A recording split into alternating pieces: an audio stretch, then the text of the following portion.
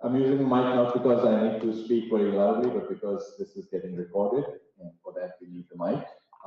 Good afternoon, everyone. Thank you for coming. I think we should take a picture of everyone who's here and make sure they get some special recognition for being here. I just want to take a couple of minutes to kick off this meeting. This is really some work that Haley and Dempsey have been doing, but actually hugely supported by Amy, who has been working on this with me for almost a year now, doing all the background research, getting information from recruiters, from the other schools and stuff like that. So from my perspective, grade non-disclosure is a policy that already exists at Georgetown University and the McDonough School. What that means is, as administrators, we are bound to never disclose your grades to anyone. These are your grades. The only way we share your grades with anyone is if you give us in writing that it is okay for us to share your grades with anyone. And then it will happen through the registrar's office. No one in the program office, no one in the career office can share your grades. So that's our policy, and that exists, and it's not going to change. What we are really thinking about and debating, and have been for the last few years, is what should be the community norm that students collectively decide on, right? So this is really a debate and a discussion about how you all should be thinking about your collective community behavior when it comes to your grades. So far, there is no shared norm about this, which implies and has led to the default behavior that people are free to share their grades when anyone asks them, or they are free to advertise their grades by putting it on LinkedIn or on your resume. We don't ask you not to do it because it is your grade and you can do what you want with it. There are many schools that follow that norm, and that's the social norm that governs the behavior of the students in those schools. And we will share with you in a minute the list of schools that have that don't have such a norm. But there are, of course, many other schools that do have a norm, and there the norm is defined, created, voted on, and implemented by the student body. So we are debating whether or not we should create such a norm for us. The way I see it is that, it's really a very difficult balancing act between three considerations that we have and that we would propose to you as students thinking about that issue. The three issues that you should be thinking about pertain to your academics or your classes, your career and what you're trying to achieve in your career, and your community. What is the culture that it is going to create? Now, when it comes to the academic side, as academics, we obviously want to promote academic excellence. And so we want to make grades be more important. But we know that has an impact on the community and the culture, which might create a more competitive environment, which is something we don't want to create too much. So we try to create this balance. We want to have great academics and excellence in that, but we also want to have a strong community. And the same debate is something that you should be thinking of as well. And you layer on top of that the issue of career. Obviously you want to showcase to potential employers who are saying, we believe that academic grades are a signal of some quality in you, and we're going to ask you to say, no, don't share that bit of information with the employer. Right? So that's, again, a debate that you have to come up with. Now, on the other side, the reality is what you have to think about. Recruiting starts literally within a few weeks of getting to campus and of the fall semester. By then, The only grade you probably have is opening term. Is that the grade on which you want your career decisions to be based on? Is that a reflection on anything that is going to be a reflection of what your true set of knowledge and skills are? So while grades are a signal of something important and relevant, the grades that we are really talking about, which is essentially for all practical purposes, either opening term or maybe the fall semester grades, are they a reflection, a true reflection of what each of us is? So that's the practicality that you have to think about as you think about voting on this. So, from our perspective, the issue is not simple and straightforward. There is no easy answer. There will be some people who will benefit, and there will be others who will have to sacrifice something. But that's what it is. So with that preamble, I want to hand it over to you guys or to Amy to go through some of the material we have. Yeah? And I'm here happy to answer any other questions that you might have. Thank you so much. So I'm going to turn it over to Amy, but before we dive in to her research, just wanted to let you know a couple of things. There is another event in here at 2 o'clock, so we will have a hard stop at 1:30. If there's still more conversation at that point, we'll invite more feedback through an online forum and also with me and Dempsey. And then additionally, there will be pizza at 1:30. So thank you all for being here. And with that, I'm going to hand it over to Amy. One other thing to note is that the three of us, Amy, Dempsey, and myself, none of us really have a personal stake in this. We are just here to facilitate the conversation that the students want to have. So just wanted to throw that out there. Here's Amy. Okay, so you all have this material, so I'm not going to go too detailed into it. I'm just going to kind of frame the conversation. So after a lot of feedback from students, so thank you for all of you who have given feedback, the core issues seem to be how to create a more level playing field during recruiting without penalizing top performers.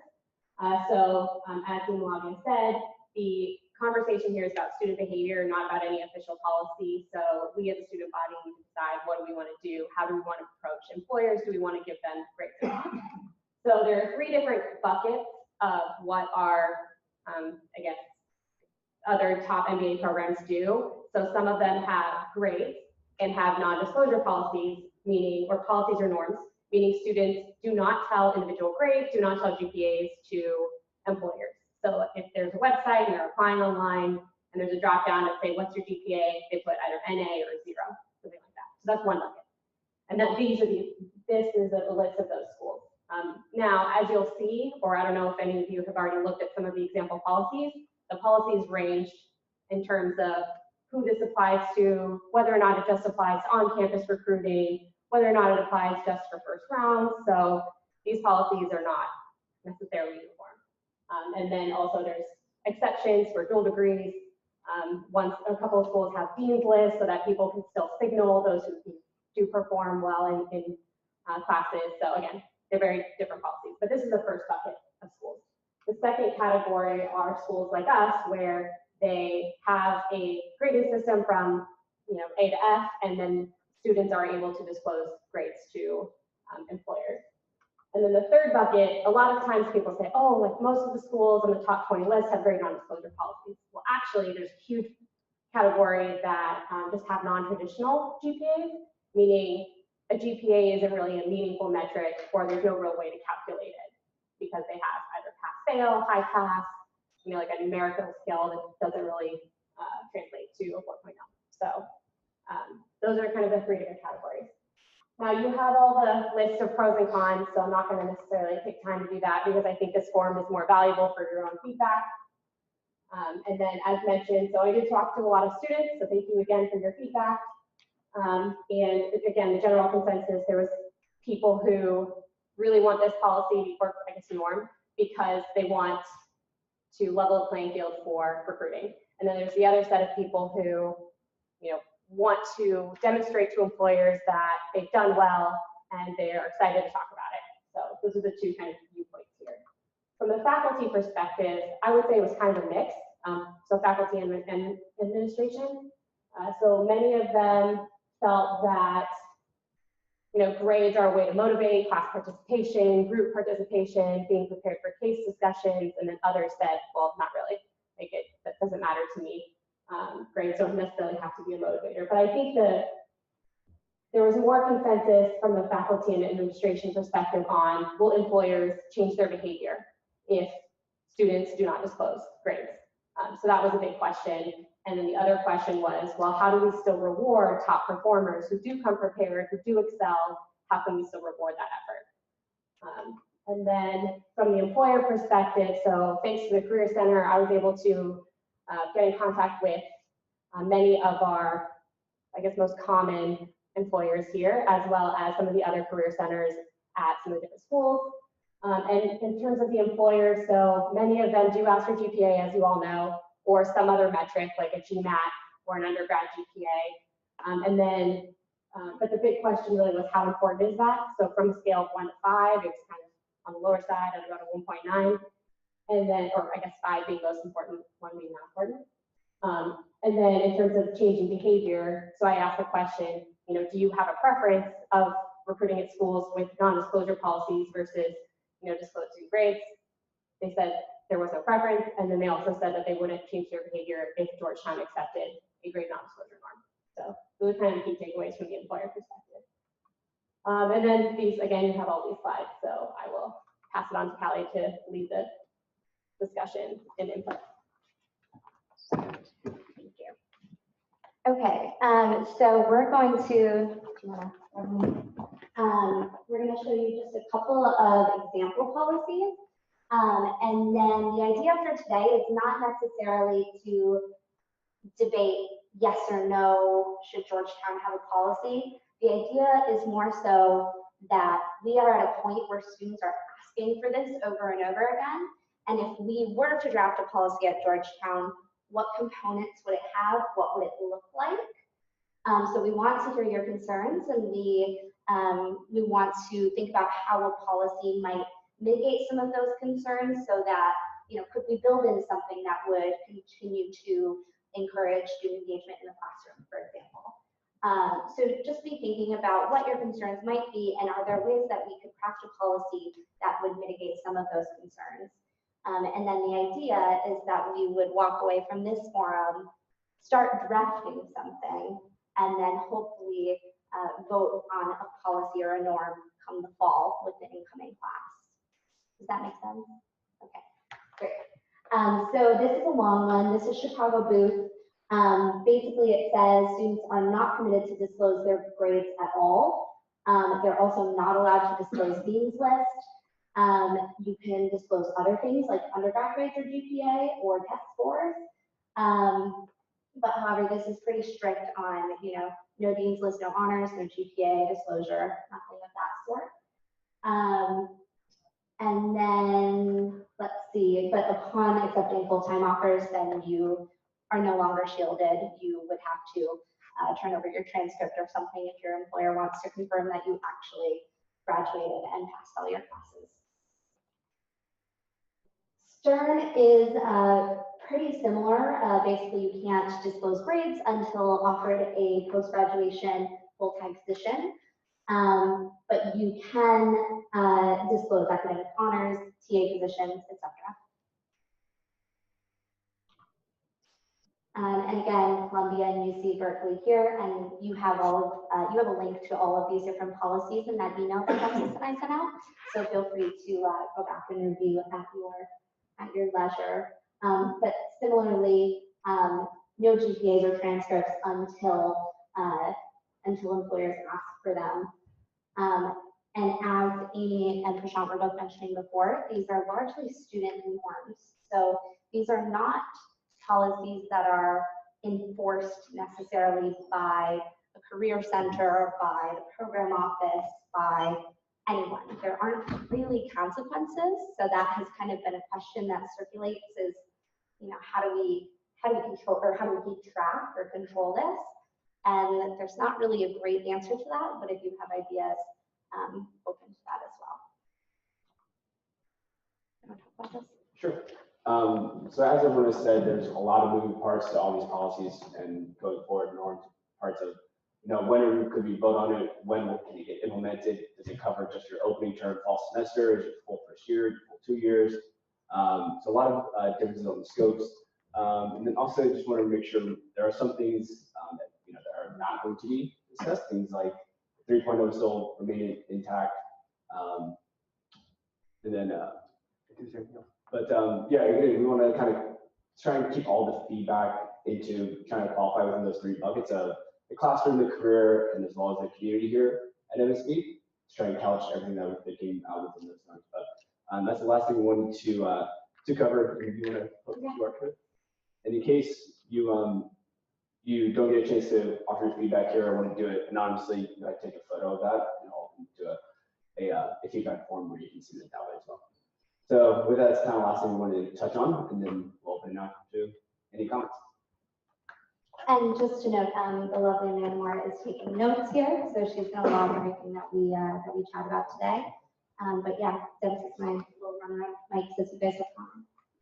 So you mentioned that there's no enforcement mechanism to it. Is there been any consideration to adding the grade non-disclosure policy or norm to the honor code so that there would be some kind of enforcement mechanism to it? Because otherwise people just do whatever they want. It doesn't really matter. Yeah, that's a great thought.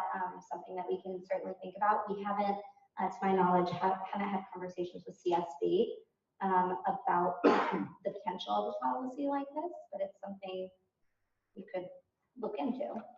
Yeah. So we have discussed this internally, Carrie, I, and the program team, and we would not want to have this be part of CSP if it means that somebody like Carrie is now responsible for policing it. For one, how do we even know that a violation has occurred? You go to an interview room, an interviewer, simply asks, so what's your grade in the strategy course? And you say, yeah, it was an A. And it hasn't happened. So how do we even know that this is happening? How are we going to police this? So, which is why this is truly a norm that has to happen. And the good news is that there are many schools where the norm apparently is working well. So it's not that this cannot happen. This can happen, and we would encourage you to have this happen. But every school we spoke with, they just kind of shrug their shoulders and say, we don't know how to police this. And Amy can add. Yeah, I should have mentioned this when I was going through that list of the schools that have a grade non-disclosure policy. So out of that list, there was only one school that had an administrative penalty. And they also had, that school also has the most narrow scope. So that school has, or grade non-disclosure only applies for first round interviews to on-campus employers.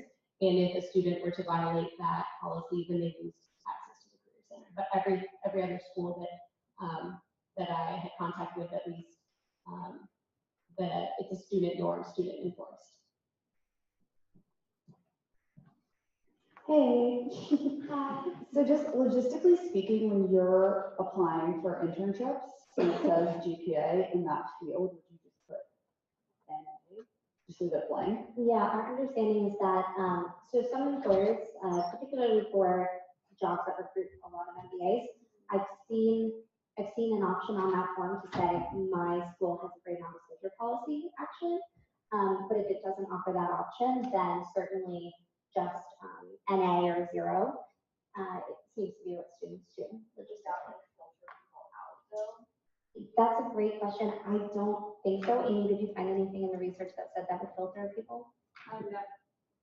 Not necessarily, but I will say that the employers, like when I did the survey to the employers, that they do recruit at both grade non-disclosure schools and schools like us. So I'm assuming, again, I didn't necessarily ask that specific question of would they get filtered out through an online form, but they do recruit at both types of schools. Well, and something else to mention that we haven't really gone through with yet, but if something like this were to be implemented, we touched a lot with Dimavia about coordinating with the Career Center to develop some sort of communication plan to go out to our on-campus employers in particular to let them know of the change. And then the other thing is that most schools also post their policies online so that it's accessible to other prospective students, employers, and the rest of the world. So we would also try to communicate it out proactively as well. I would say that proactive communication becomes a critical part of what maybe even be an enforcement strategy. Because if employers see that Georgetown students are expected not to be disclosing their GPAs and they see someone doing that, then there's perhaps an ethical question about that applicant. Absolutely.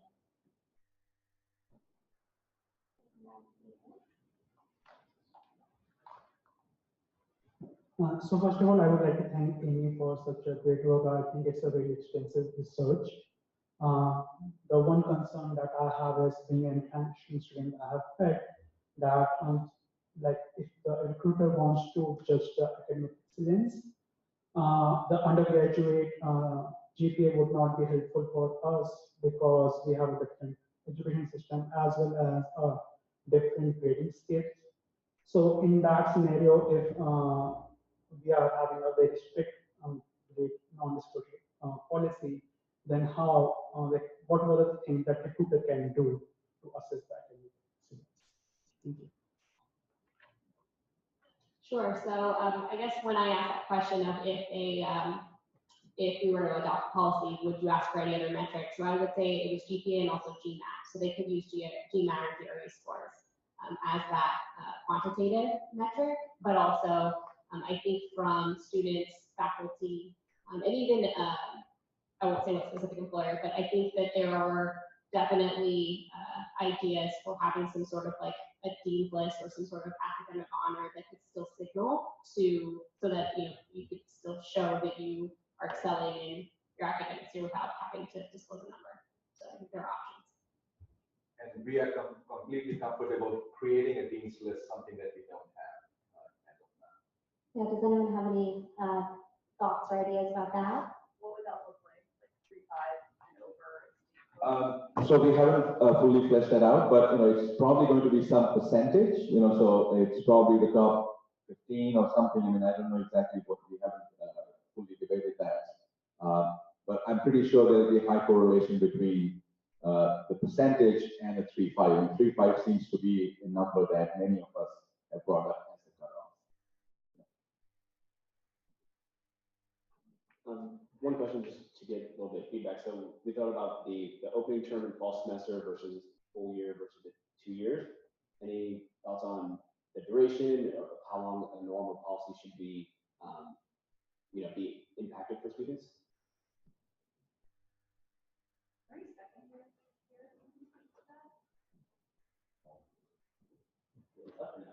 Yeah. I mean, like, in talking to the employer that I interned with and I'm going back to full time, the recruiter told me that they don't care about grades. I know that is dependent on the company, but they were like, yeah, like we're not going to be looking at GPAs, even though we request them.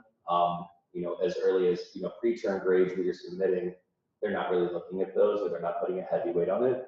But I did feel that pre-term wise, and I know that all of you have been through it now, but I do think that pre-term grading, that was something that I kind of had a concern about from the very beginning, because I think we really pride and value ourselves in the fact that we have very diverse classes that come in with a lot of different backgrounds, but then we launch into pre-term, and it can be in a way more advantageous for people who have backgrounds that are more conducive to those classes. So I kind of felt like, as a non-traditional student, that I came in at a bit of a disadvantage coming into pre-term, whereas I kind of, as the year went on, like, I was able to kind of get better throughout the year, but it was a little bit disheartening to feel like my pre-term grades were going to have any sort of impact on my potential recruiting. I think that if nothing else, it was a bit of a confidence hit to feel like,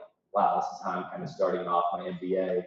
And it wasn't terrible, but I felt like it is very, it's tough, and it is very competitive, and those initial grades can kind of set you up, I think, for the program and your initial thoughts around like what the program is going to be like, for better or worse.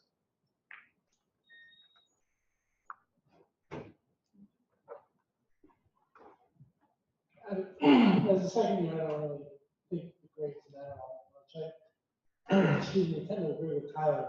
The first, that pre-term, the first semester can be a bit of a wake-up call even for those who do come from, you know, an accounting and traditional business background.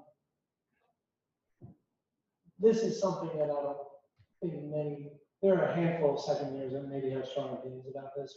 Most of us at this point are kind of, when you come back from the summer, it's kind of irrelevant because the summer that you do is going to be able to speak for itself. A lot will have return offers or convert their internships to return offers. So, I mean, you're pretty much locked in at this point. I haven't really worried about getting anything grade-wise for a while.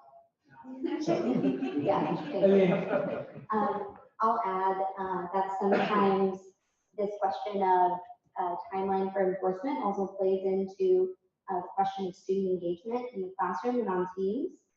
And something that was discussed as a possibility at the Dine with the Dean event, because there's a real concern, you know, if grades are less important to your recruiting process, will engagement go down in the classroom? So something that was brought up at that event was perhaps we could just shield for, you know, opening term and fall semester, or perhaps first year, so that if you do recruit second year, and if you are asked for second year, then you are still responsible for the grades on your transcript. So possibly there's still being a motivation to engage in your classes. That was brought up as a possible solution. If there are any thoughts about that, we certainly welcome that.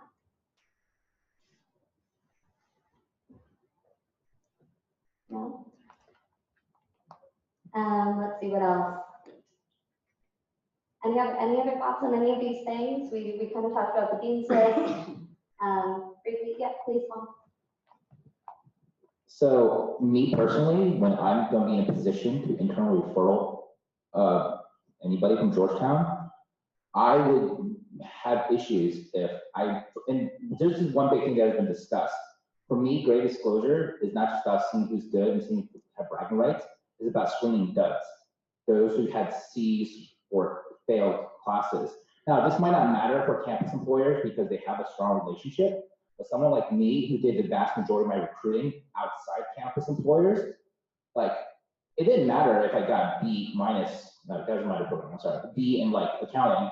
It's just that I didn't get a C or I didn't get F. And without having that knowledge, probably a lot of people who are not used to hiring MBAs will be uncomfortable with me. And also, I think people should realize the landscape of MBA recruiting is in this interesting inflection point where you obviously have all your usual big employers and whatnot. But there's a lot of firms, including one who wants me to refer to Georgetown MBA right now, who are thinking about making their first MBA hire. And they just don't know how to navigate the landscape. And they would want to have some look of your MBA GPA. If not, they're going to go to undergrad. I actually had to do the application once. We asked me for my high school GPA. That was fun too. And I just, so for implementation, I think it's very easy to do with relationship employers. But if you go make it universal and it's all employers, people like me are going to have a hard time. Thank you. I am trying to scroll back through some of these sample policies and I'm having a hard time finding it right now, but one of the policies at another school did make exceptions for, first of all, dual degree students. So dual degree candidates, if you're recruiting for a non-traditional MBA role, and then more generally, roles that are not MBA specific. Because oftentimes that norm isn't as recognized outside of the MBA realm. But that also brings up the other question of, is this a norm only for on-campus recruiters, so employers that come to visit, do presentations, do interviews here on campus, or is it also a norm that is extended to any job that a student applies to, no matter whether or not it's on or off campus? So these, it's a great point. Can I actually Sure. clarify Yeah. that a little more? So one of the things that one of the variables that you listed on your last slide also is, are we talking about, like Kelly said, on-campus recruiters who are here doing presentations, doing on-campus interviews?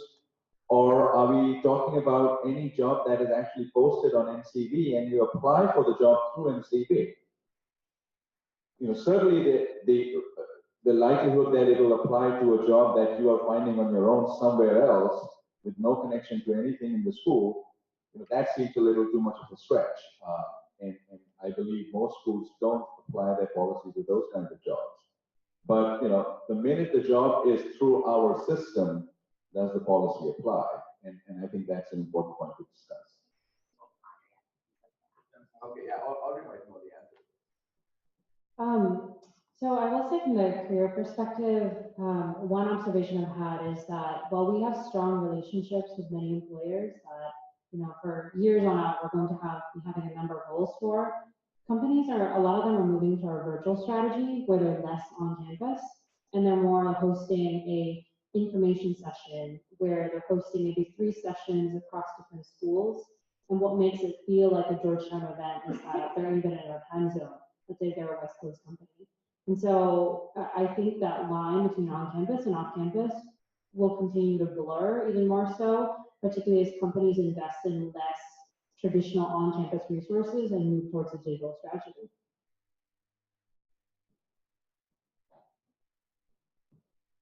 This is just more of an observation rather than a question. It seems to me that one of the sort of essential value propositions of Georgetown is the rigor of the curriculum, the diversity of the intake of students.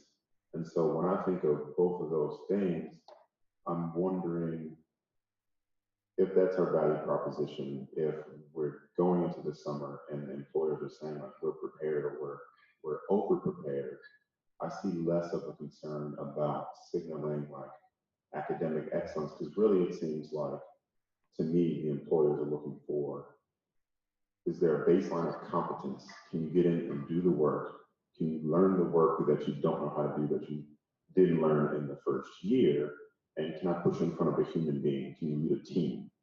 And so to me, it all just boils down to that. I think with the structure of the curriculum as it is here at Georgetown, you learn all of those things. You learn the competence, you learn how to work in teams, and hopefully by the end you can talk to a human being.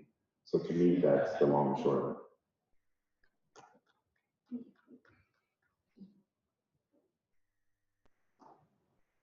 Other thoughts, concerns, wants, needs? So yeah, MCV is kind of interesting because like 7% of them are actually really links. They're not like internal. So I think there's some implementation of something like that. If you narrow it to just on-campus employers who interview, well, actually, no, it's not my position side. We just have the career services define it. And then the most narrow would be those who interview on campus.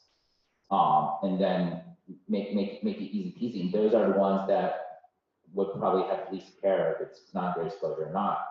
I would just don't want anybody to be in a position where they're limited because they need to prove that they're not that. Thank you. Okay, it seems like we're. One other data point that I can share is so the school that most recently implemented this policy was Cornell. They did it last year, so they've had a year of experience. So I spoke with my counterpart at the Johnson School, and here are some of his observations.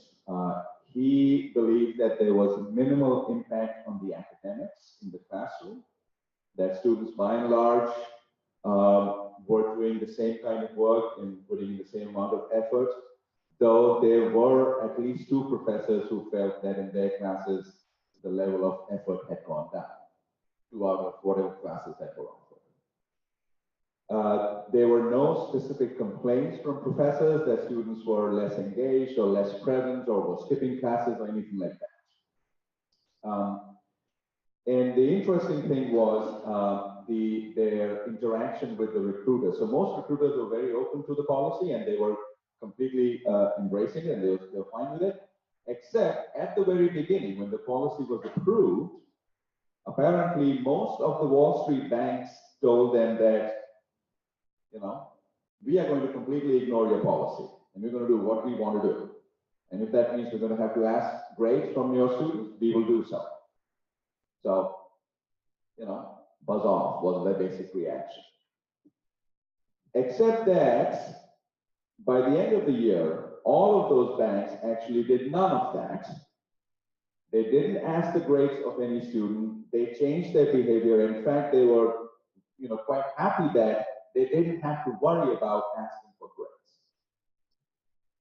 Now, there were two other pieces of sort of caution and advice that he gave me, which were, you know, more sort of practical in the weeds sort of advice. You know, one was, I asked him, you know, what if we have a policy that is grade non-disclosure only for opening term, or only for fall semester, or only for the first year?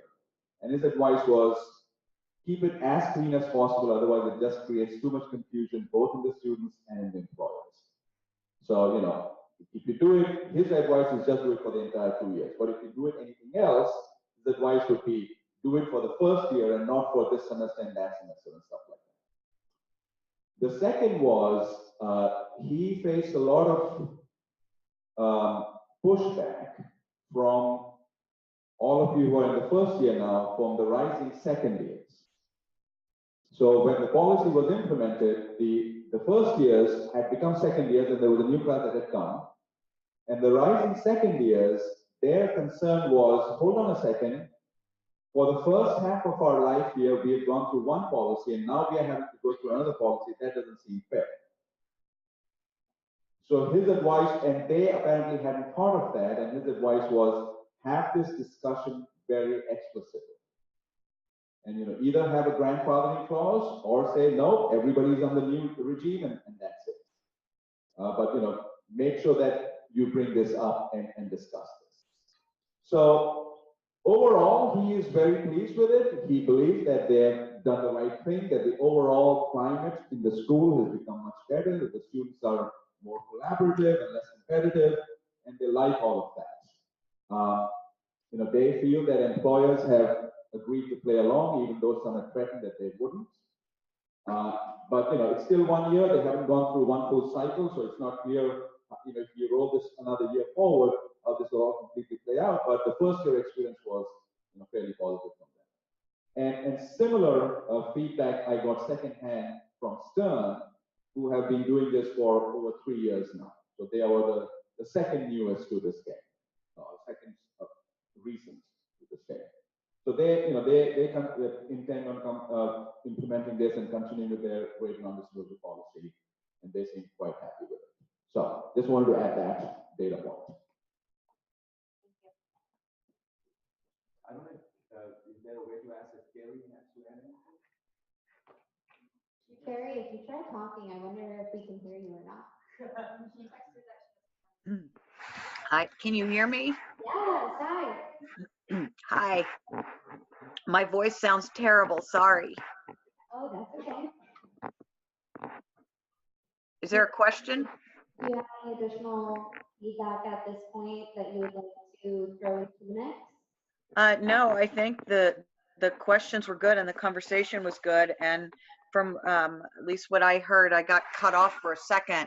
It sounds like you guys are thinking and covering all the right things. Especially, you know, my ongoing sort of concern, or at least question, is how this would be enforced and what would be the consequences, which is, I see that you guys have that. And then, you know, I think I share Prashant's and others' concerns, or at least questions, on how a grade non-disclosure policy would impact sort of the engagement in the classroom, you know, the career stuff, and then just general sort of the day-to-day. So those are the issues that we keep coming back to. But all in all, I think this has been really really helpful, and I, you know, I mean, I know that I'm supportive of it.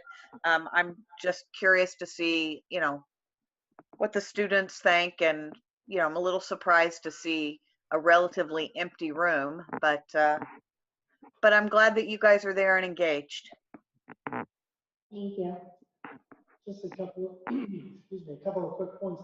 adequately. I don't know that grade non-disclosure really affect how much people are or not going to class. I feel like graduate school in general selects for kind of type of personality going to put effort in general.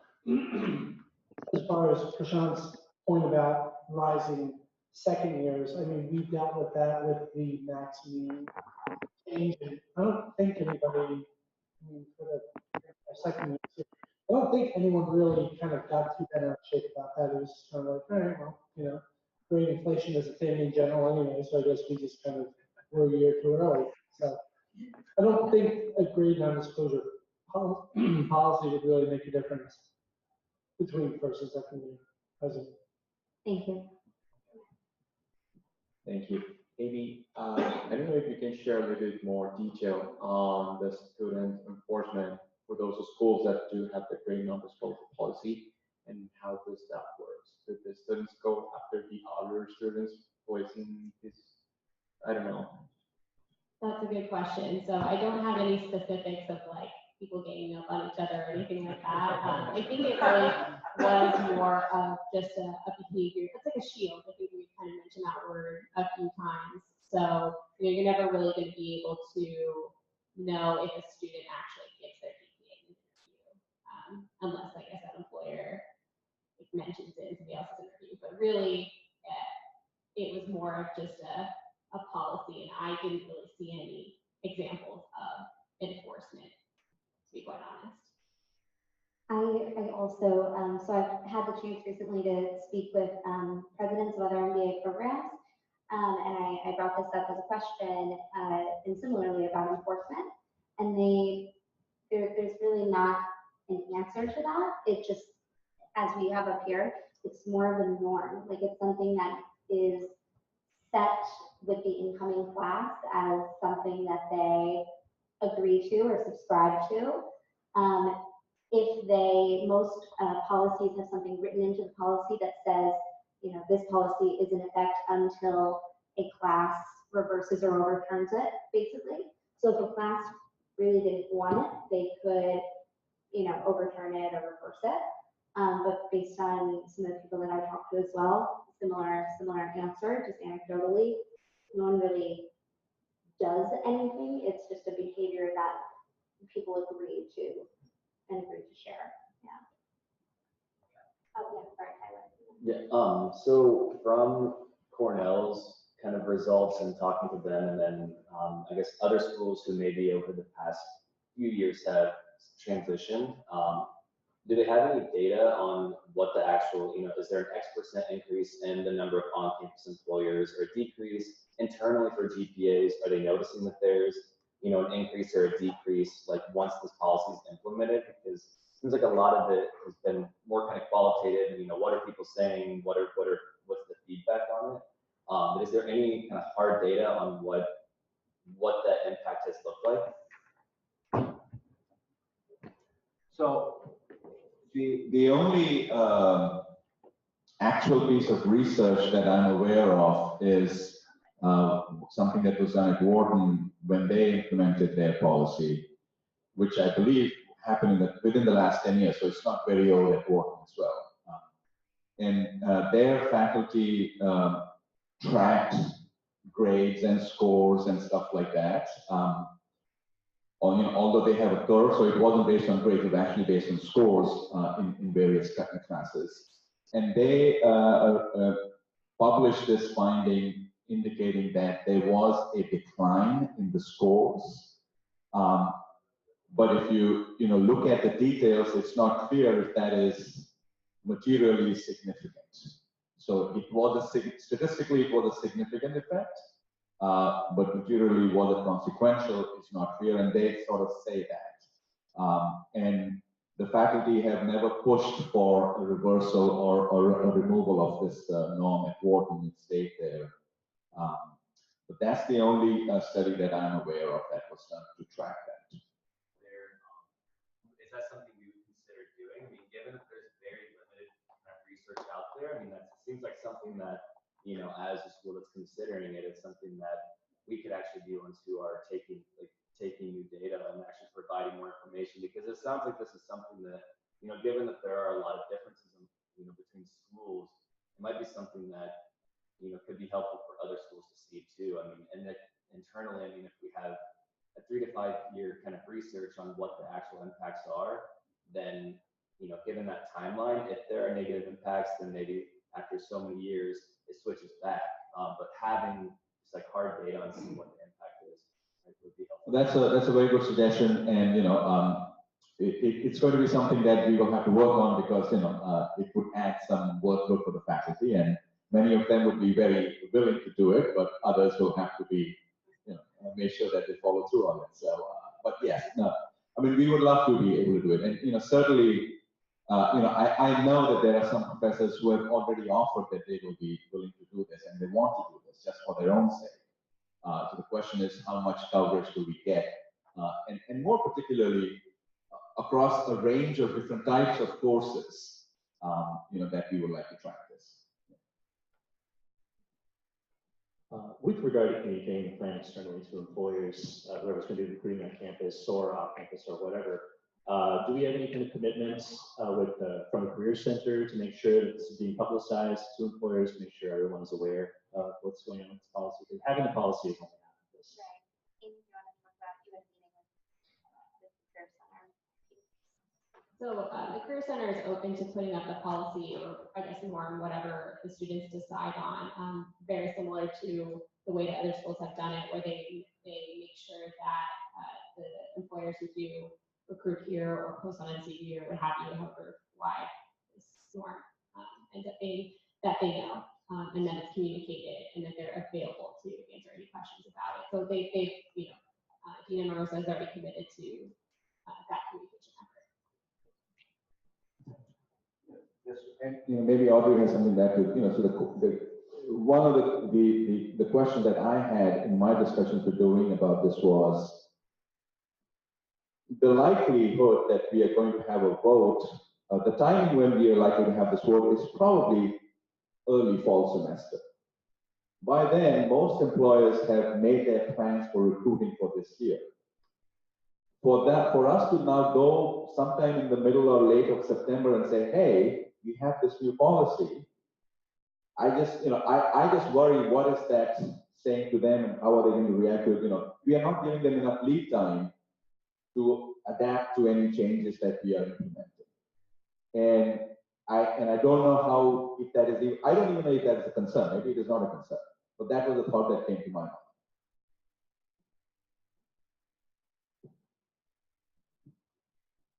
We have 10 minutes left. So if anyone has kind of final remarks, ideas, comments. I was going to say quickly that I'd be happy to continue that conversation with the Career Center, just following up on what Amy's already put in motion, and can get back to everyone.